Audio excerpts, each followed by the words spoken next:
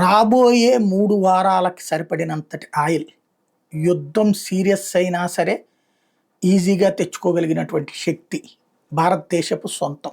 మొన్న స్వయంగా హర్దీప్ సింగ్ పూరి చెప్పింది అదే. నరేంద్ర మోడీ చేసిన తెలివైన ఎత్తుగడ అదే. వాస్తవంగా అయితే గనక ఇదే కాంగ్రెస్ పార్టీ అధికారంలో ఉంటే ఈ యుద్ధం ప్రారంభం కాగానే ఒక్కసారి ఆయిల్ రూ. 150 200 అయిపోయేది. అదేమంటే ఆ పేరు చెప్పేవాడు. యాక్చువల్గా అప్పటికి కూడా ఇట్లాగే ఉంటుంది, నెల వారం రోజులకో 10 రోజులకో. కానీ ఆ పేరు చెప్పేసి రేట్లు పెంచేసేవాడు. అట్లాంటి పనిని ఇక్కడ మోడీ సర్కార్ చేయలే. రేట్లు పెరగనియ్యాల, అదే రేట్లను కంటిన్యూ చేసి గ్యాసు, పెట్రోలు, డీజిలు ఇవన్నీ కూడా అట్ ద సేమ్ టైం 3 వారాలకు సరిపడే నిల్వలు ఉన్నాయి, ఎవ్వరూ కంగారు పడాల్సిన అవసరం లేదని చెప్పి. అట్లాగే హార్ముజ్ జలసంధి మూసేసినా ప్రాబ్లం లేదు మనకుంది. ఎందుకని అంటే రష్యా దగ్గర కొనగలం, సౌదీ అరేబియా దగ్గర కొనగలం, అనేక దేశాలు మనకు సప్లై చేయడానికి సిద్ధంగా ఉన్నాయి. అవసరమైతే ఇరాన్ నుంచి అయినా కొనుక్కోగలం. ఇప్పుడు ఇరాన్ నుంచి కొనుక్కోవడానికి కూడా సిద్ధపడేటటువంటి అవకాశం ఉంది. అదే జరిగితే ఆయిల్ ధరలు భారీగా తగ్గుతాయి.